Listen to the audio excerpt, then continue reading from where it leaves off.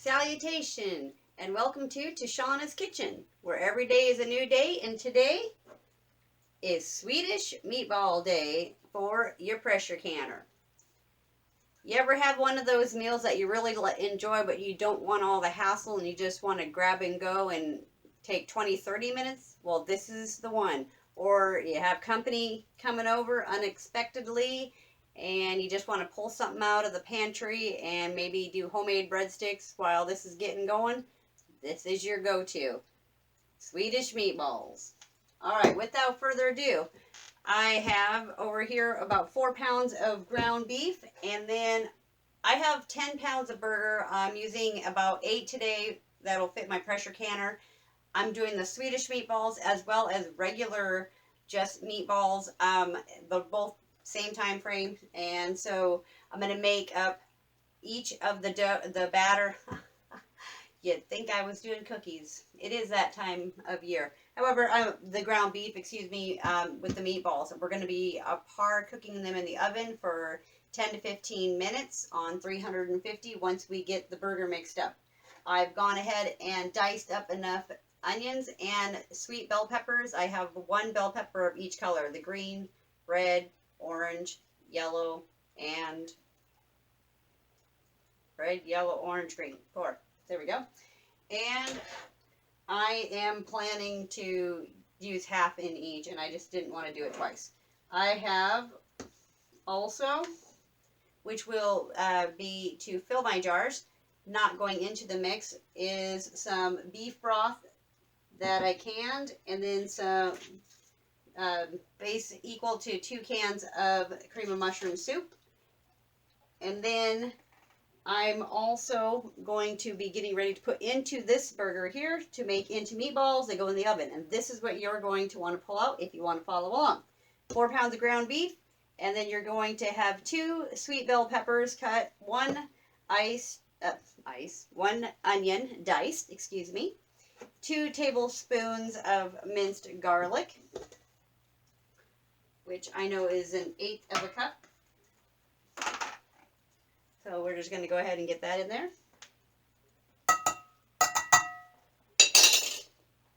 Excuse me, that was kind of loud. And then we will be adding in, this is 1/2 tablespoon. We're putting in 1 tablespoon of Parsley Flakes, which I dehydrated these myself. They smell great. Fresh is always better, or something that you've done yourself. So I'm going to go ahead and set that aside since we're done with that one. 2 teaspoons each of onion powder.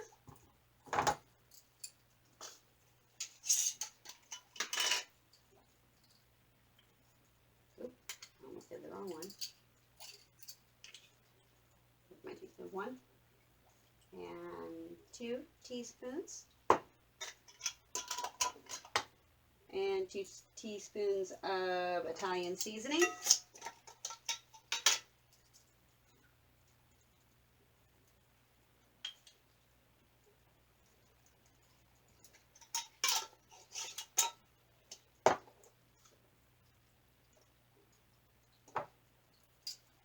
Two teaspoons of ground mustard.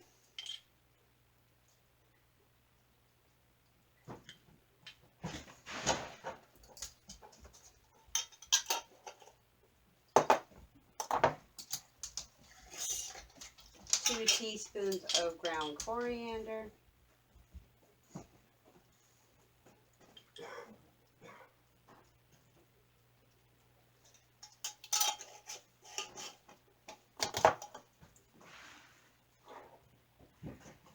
And 2 teaspoons of the tomato basil seasoning.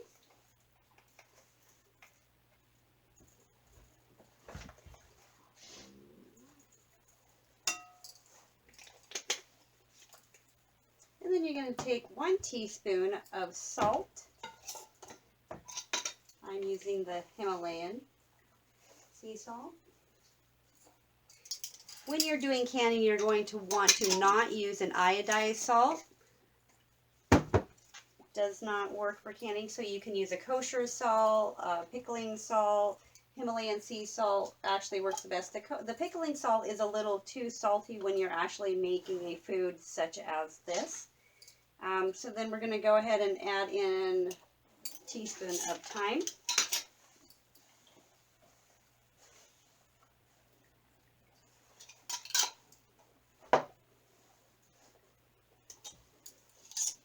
A teaspoon of nutmeg.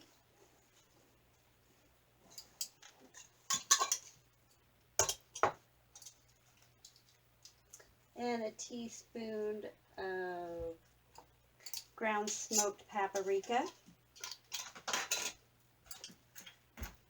Now you don't have to use the smoked paprika, but I think it just adds a beautiful taste and a little bit of color to your meatball. And when you have the sauce in the end, ooh, my turmeric tried to reclose. And then 1 teaspoon of ground turmeric. So yes, the color and the texture between the ground turmeric and the ground smoked paprika. The smoked paprika has an amazing taste that is definitely worth giving it a try, especially in this. So I'm going to go ahead and I'm going to just mix this up by hand, and then I'll get the meatballs going, and when I get to the last one, I'll show you what that looks like. And in the meantime, I'm going to be preheating my oven, which I've already set up. My meatballs will be put on tray like this and into the oven on 350 degrees. And again, we'll be par baking them for 10 to 15 minutes, depending whether on the top or the bottom shelf. And then we'll let them cool, not cool completely. I'll be heating up my jars in the process of while that's doing that. And we'll be putting the meatballs into the hot jars and using the liquid, which will be made and prepared here. Now, the regular meatballs, we're just going to be using the broth and heating it up and adding in a little bit of the dried parsley, and that's it. And then we will be adding in the broth with the cream of mushroom soup over here as well. So it's going to be beautiful. Now, the last thing that I want to say, now that we have our dry ingredients in, now that I'm ready to mix, I will be adding in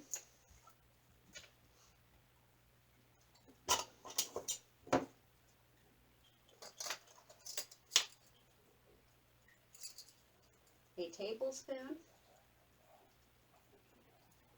This is a half a tablespoon, by the way, of Worcestershire sauce and 1 tablespoon of A1 sauce. Now you can either omit these or add them. Again, it is just for the flavor, and I know what our family enjoys, so we're just going to go with what you know. Alright, now that we have everything added in here, I will get back to you as soon as these are mixed up and show you what the meatballs look like going into the oven.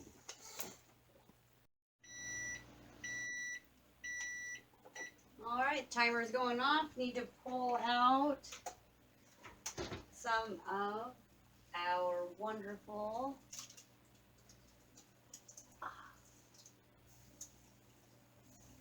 go quick. Here's our meatballs. They're going over to the tray. Get my other ones in, and then I'll show you what that looks like real quick. Alright, so here's the last set of meatballs that'll be going in. Notice I have my dehydrator tray on top of my other tray. That way they don't fall through. Timer, 15 minutes. Alright, I have my pressure canner is on 2. I have my lids and rings slightly warmed up. I have an area over here where our meatballs that just came out are resting, and they are dripping onto my paper towel. Because remember, the goal is as little oil in our pressure canning meats as possible. So I'm going to take a paper towel And I'm just going to dot on top of them, and I'm going to let them rest naturally while these are in the oven for the last 15 minutes. And while that's happening, I'm going to show you what else is going on. So I told you that I was going to be doing regular meatballs, which we can use for like meatball sandwiches or for a spaghetti or pasta sauce. And then we're also doing the Swedish meatballs. So the Swedish meatballs, we'll be adding the cream of mushroom soup, as you might remember. So I heated up the broth and I put in a tablespoon of the parsley. I have my heated jars that I started in the pressure canner warming up. I have my warm meatballs, and you can fit, depending on how you do it, 6 or 7 meatballs in there. And then I used my funnel, filled it up to the 1-inch mark, and now we're going to debubble. As I debubble, I'm just pushing my meatballs around and making sure I get all the air out. You might have just saw that bubble come peeking out of there. Now, I'm not trying to squish my meatballs because I don't want to break them apart. So I'm literally using my chopstick to push them down and around. Now, I like these pint-sized jars because they are the perfect size for my two-person family. If you have more, you might want to use quart-sized jars. So after I get these all filled to the 1-inch line and debubbled, then I'm going to take my apple cider vinegar water mix with a clean paper towel, dip it to the top. I'm all about the no double dipping, especially when you're pressure canning. So you're going to go around your rim, clean that, and then I'm going to get a lid, my warm wet lid, and ring my lid, set it on the top, ring on that, set it, and then finger tight, which is a 1/4 inch past just the regular slit. All right, and there we have, I looked at that after that final debubble. Actually, I'm so glad I held that up in the light. My eyesight's off a little, remember, my friends.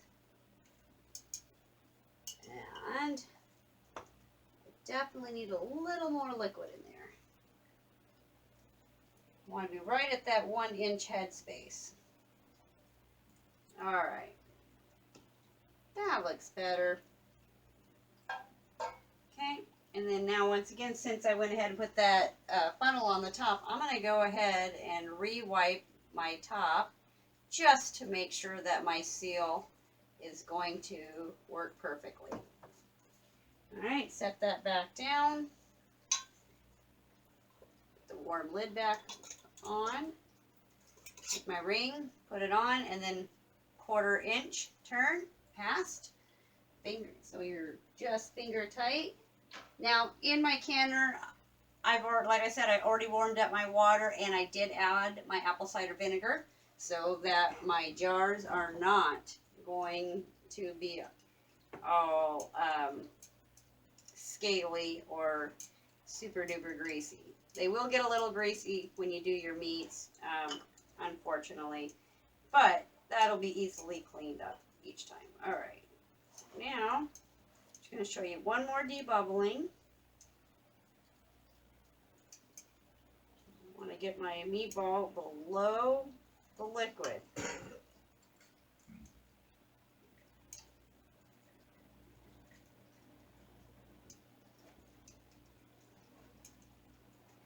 And if you break one of your meatballs in half, that's all right. It can happen. All right. Check my headspace. All right, need to add a little bit more. This time I'm going to hold my funnel up. I'm not going to let it rest in the bottom of the jar, top of the jar, but the bottom of the funnel. I'm going to hold it up a little so I can actually see that 1-inch headline a little better. There we go. That looks nice. All right. And again, now that I've done that, find a clean spot on the paper towel. No double dipping. Wipe that. Make sure you go all the way around your jar 2 times just so you know that you've gotten everything. Retrieve your warm lid and ring. Lid, ring, set it on, and again, finger tight, 1/4 inch. Set it in the canner. I'm going to go ahead and do these other 3 jars with just the regular beef broth. So I'll have a total of 5, and then I'll bring you back and we will warm up the mix for our condensed milk, and by that time the last of the meatballs will rested and we will get our last 4 Swedish meatballs into the canner and we will be ready to pressure can.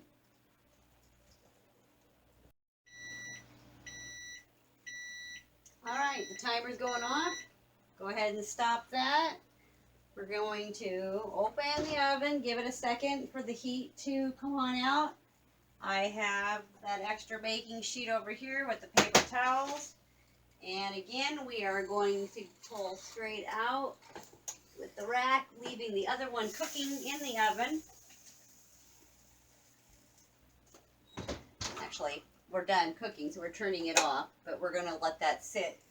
And while this is resting, and again, paper towel on the top. So we're draining the excess.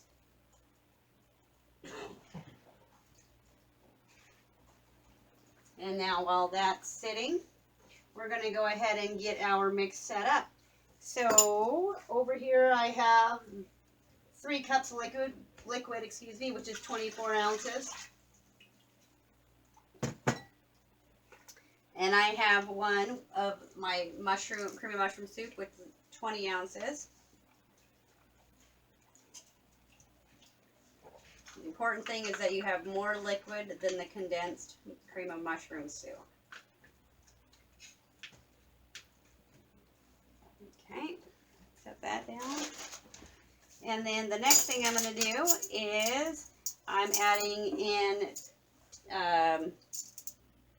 2 teaspoons of the Worcestershire sauce. And I never pour over the pan I'm working in. 1, and I'm known to spill. 2. Set that down, and then we will be doing the same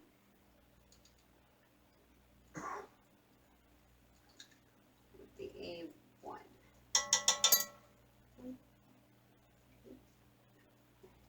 I almost did it anyway.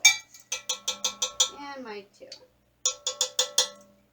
Okay, we'll set that down. And now I need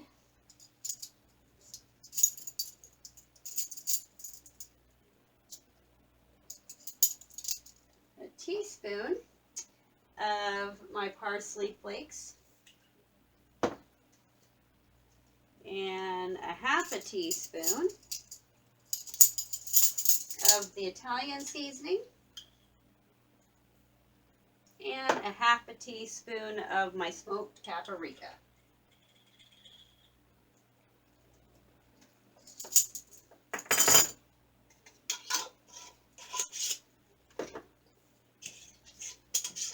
Now that I have that in, I'm going to go ahead and turn on my stove, grab my whisk, and I'm going to whisk it together.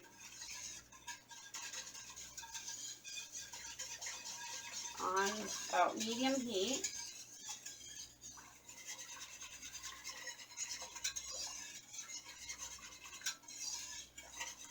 Alright, I'm going to go ahead and put my lid back on. Whoops, I lost my lid. Let's go ahead and wash that. Alright.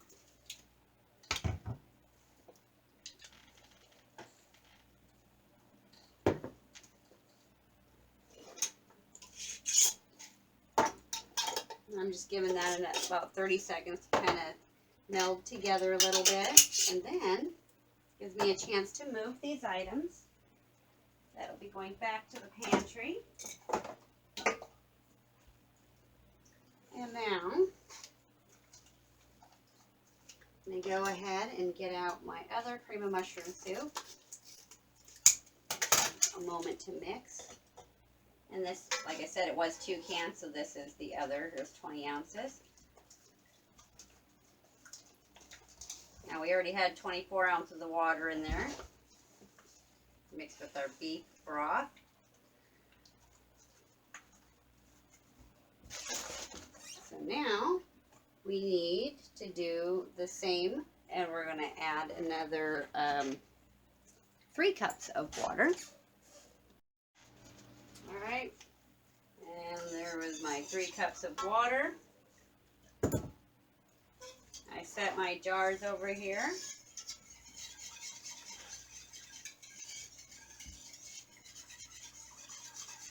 Again, I'm whisking and bringing this together.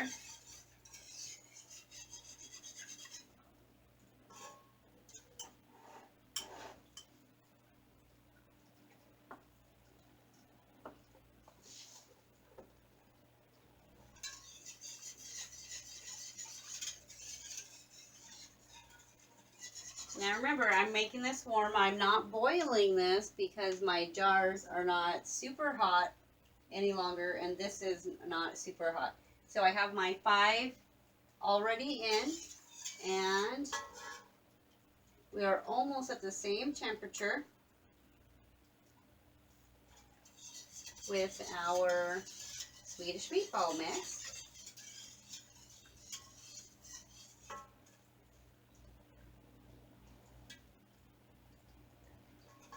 All right, there we go. I'm going to just put a little bit in the bottom and get it started.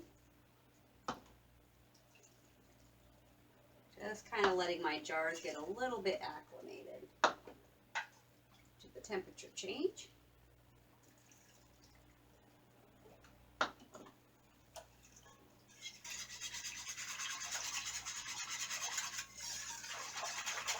Need a little better whisk here.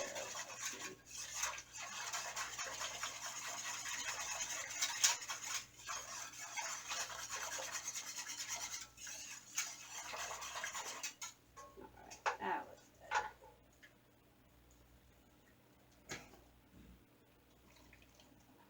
Well, that's much prettier. Alright, so we're going to get these jars filled, and then I'm going to go back to the same method. I'm going to debubble.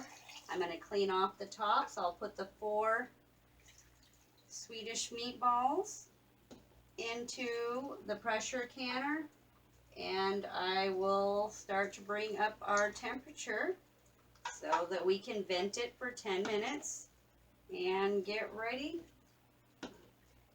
to pressure can. Again, we'll be doing pints, so we'll be doing 75 minutes. All right, I'm going to go ahead and debubble, and I'll get these into the canner. All right, the 12 cans are in the pressure canner, and we are going to get the lid put on and get pressure canning. All right, so everything's going in the canner here. We are about to be ready to start our 10 minutes as soon as that pops up. And in the meantime, I went ahead and cleaned up the area. And I have the rest of the Swedish cream mix, which would go in with the meatballs. For later, I have 2 more jars this size in the refrigerator that will not be processed tonight, so I'll keep them in there. So up here, I went ahead and I put half of my juice, or liquid, excuse me, into my heavy pot. And then I went ahead and I put in 3 tablespoons of butter and flour, and I mixed it together, and then I added in my broth here. And excuse me.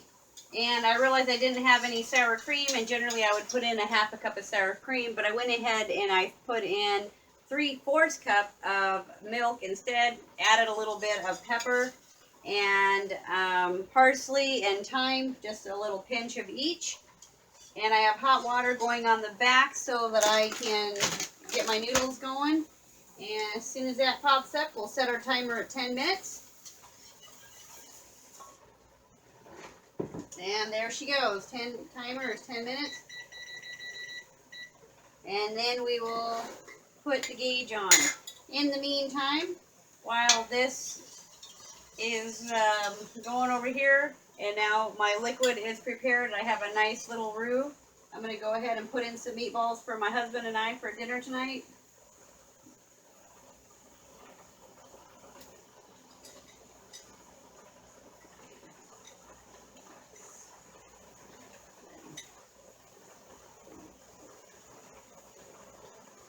You know what? I'm going to just do the whole jar because then he can have lunch tomorrow, actually. There'll be a little extra.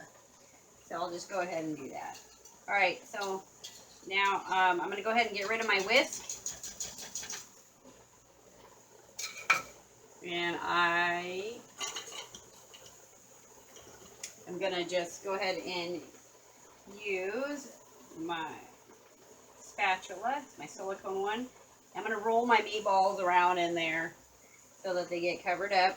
And I'm going to just go ahead and turn that down to low and just let it go low and slow. And I am bubbling in the back, so I'm going to go ahead and put my noodles in. And I know they take each 10 minutes. My timer says 9, so I think I'm golden there. I'll just give them a little stir.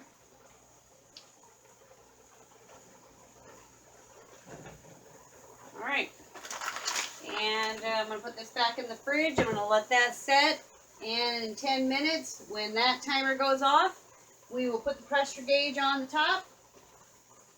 And again, we have pints, so we are pressure canning for 75 minutes. All right, timer's going off. So, it's now time. We're done venting. It's time to add our gauge. I don't like to get burned. I did the other day when I was doing a project. So I always like to use my tongs when I'm sticking that on. So now I'm waiting for my pressure to get up to 11 pounds. And when we get to 11 pounds, I will start my timer for 75 minutes.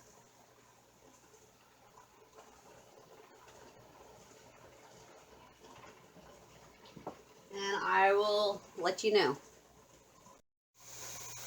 Okay, it is almost 8 o'clock in the evening and we're finally having dinner. And here is our beautiful Swedish meatballs. Pressure canner is up to about 7, so we're waiting a little longer. And we're almost there. Okay, so it's dinner time and the pressure canner is up. So we're going to put our time on for an hour and 15 minutes. Right when it hit the timer, it started screaming and beeping. Not the canner was, not the stove. And it was whistling like I have never heard, which was interesting. So now that we are there, I'm going to go ahead and turn my canner down to just under 4 because I know that that's where the sweet spot is. And I thought you would like to see not only how it looked, but to kind of hear how it tasted. So give me just one moment.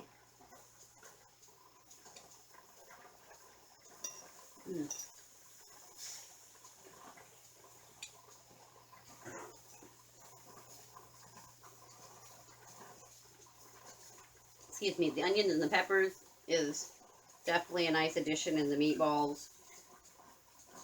Get a little bit of hint of that smoked paprika. And all those spices nicely go together. And the longer it's in my canner, excuse me, the longer it's on my shelf after it's been in my canner and it's shelf stable, after a couple weeks, it's going to be even better. So I'll come back to you and let you know when we are done with our time. I'm going to eat my dinner and clean up my kitchen and keep an eye on that timer. Alright, the timer's going off. Turn off the Gonna turn off the timer and turn off my stove, and I am now gonna just let it sit until my pressure gauge reaches 0, and at that time I can take off, and when this is totally down flat, then I can take that off and there will be no pressure, and then I'll be able to open the lid and take the pressure canned Swedish meatballs and other meatballs out. All right, we're at the final stretch, and wanted to let you see what it looks like. I just pulled them out of the canner, and